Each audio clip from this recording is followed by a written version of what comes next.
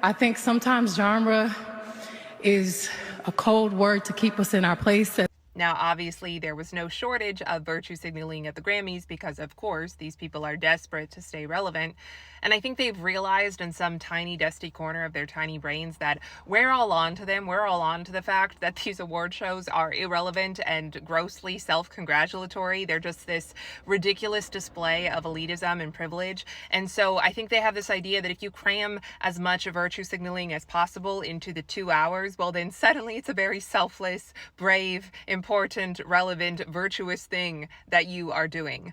But also specifically, do you notice how leftists frame everything as a battle against injustice? Everything is a triumph or a battle against oppression, against the people, against the forces that are trying to keep you down. Apparently, even the word genre is trying to keep you down. It's trying to keep Queen Bey down, but she slayed. Even just the word genre is an oppressive force in our modern society. And I have my theories about why this is, but I want to hear your ideas as well. I think it's because leftism is built on communism and socialism and fostering destruction and chaos. And so, of course, you need people seeing injustice where there is none, because that's what causes the chaos and the infighting. Of course, you need people thinking that there is a class or a race or a gender who is trying to keep them down all the time. But also, I think that much of the territory was conquered before many of us were born. The glass ceilings were shattered. The civil rights were won. There was no draft that we had to be subjected to, and thank God. There was no major war that impacted America writ large, including domestically, and thank God. And so because of that, and especially because many of us don't have God, we don't have Christ as our identity, we don't know who we are.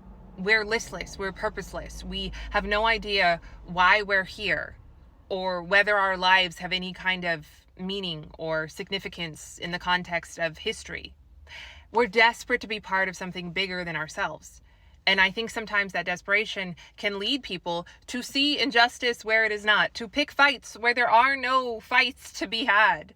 We're just desperate to be part of this epic battle between good and evil and to give our lives meaning. You know, the reason that Donald Trump will go down in history as one of the most important presidents, one of the most important world figures ever, is not because of Trump supporters. It's because of leftists and Democrats who have built him up in their heads and even socially as some kind of figure who vaguely, indeterminately parallels Hitler.